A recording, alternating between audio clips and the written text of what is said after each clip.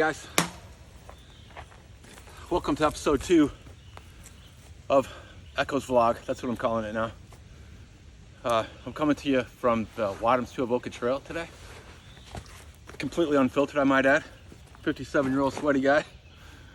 But the WTA is a really cool place. It's kind of my home track. That's where I ride all the time.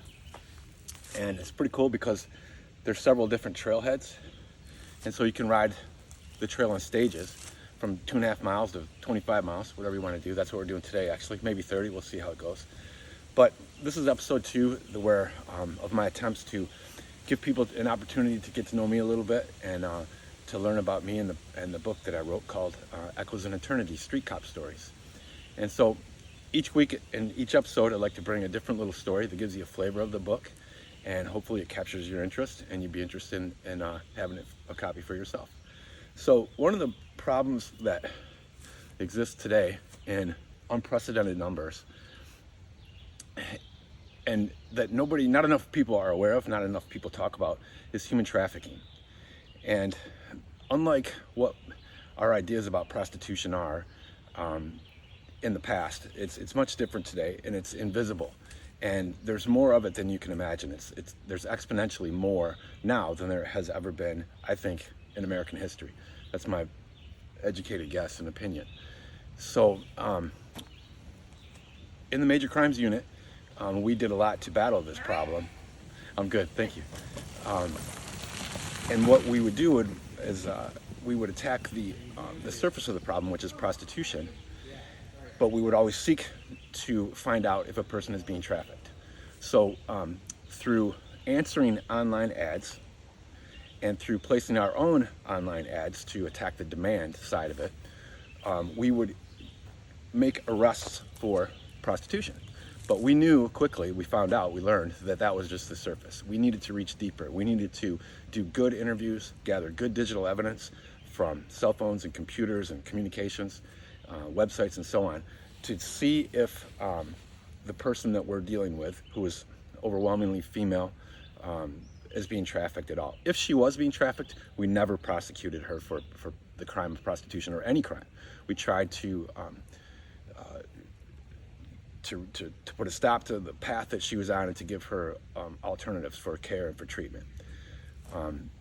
So an example of this, and then after that we would target the trafficker if possible. So a quick story about that is, in one instance I answered an online ad from a person named Mariah, and we agreed to a price and an act so that we had probable cause to arrest her.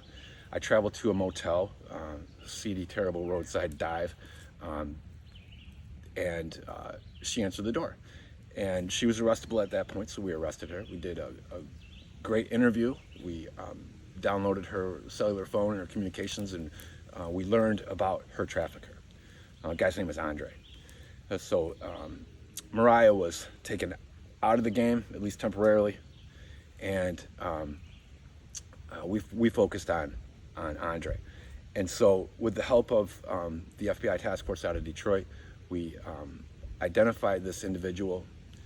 Turns out they already had an investigation into him, and they had found a advertisement which was for prostitution, and the young person in the ad appeared to be a juvenile female. So they pinged the number, got a geolocation of the general area, but couldn't pin down exactly where this victim was and where the suspect was. So they called me and asked me if Mariah could help. I called her right away. She gave me the address. I relayed it. They called the number, made a date for the prostitution advertisement, and sent an Uber to pick up the prostitute, if you will. Of course, it wasn't an actual Uber driver. It was an FBI agent. They picked her up. She was, in fact, a juvenile. They then rescued her, executed a search warrant on the house, arrested Andre, and rescued 4 more victims of human trafficking, who were not juveniles, but victims nonetheless. So this is just one brief example of hundreds of cases that the Port Huron Major Crimes Unit did to battle human trafficking. It is a story that's in the book. The story that's in the book has much more detail, many more layers that you'll learn about Mariah and the suspect Andre, and the federal prison where he now lives. So I hope that raises your awareness a little bit about the terrible plague of human trafficking, and perhaps you'll want to learn more about it. If this story kind of captures your attention, perhaps you'd like to get a copy of my book, which is called Echoes in Eternity, Street Cop Stories. I'll put a link to it down below or up above. I'm not sure where it goes, but you'll see a link to the book. I'm going to get back on the trail. Today I'm listening to a great band called Freedom Hawk. I highly recommend them. If you like soaring vocals over heavy guitars, great rhythm section, but melodic and with great songwriting, Freedom Hawk, you're going to like them. They're out of Virginia. I'll put a link to them too. You'll enjoy them very much, I think. That's episode 2. Have a great day.